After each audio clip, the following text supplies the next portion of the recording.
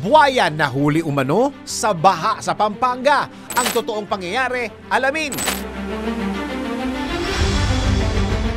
Natakot at nataranta ang mga residente sa isang barangay sa San Fernando, Pampanga nang makitang palutang-lutang sa baha ang isang hayop na mukhang buwaya. Nasa 4 na talampakan ng laki nito at kinailangan magtulungan ng 5 lalaki para lamang mahuli ito.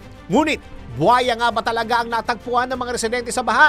Alamin natin. Ayon sa mga residente, 2 araw nilang inabangan ng hayop na pinangambahan nilang mangangagat dahil sa malaking nguso nito. Nang madakip ang hayop, nagsagawa sila ng pagsusuri. Dito nila natuklasang hindi pala ito buwaya, kundi isang alligator gar o kilala rin bilang monster fish.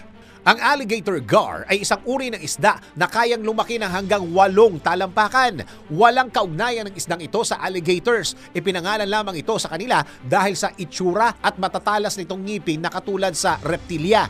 Isang gabi lamang nanatili sa mga residente ang nahuling alligator gar dahil kinuha rin ito ng may-ari. Batay sa salaysay ng isang residente, isang pet ang alligator gar na nakawala lamang nang bumaha sa lugar. Kadalasan talagang ginagawang alaga ang alligator gars dahil bagamat mukhang nakakatakot, wala naman itong banta sa kaligtasan ng mga tao. Ngunit ikaw, anong gagawin mo kung ikaw ang nakakita ng monster fish sa baha? DWIZ Research Report. Report.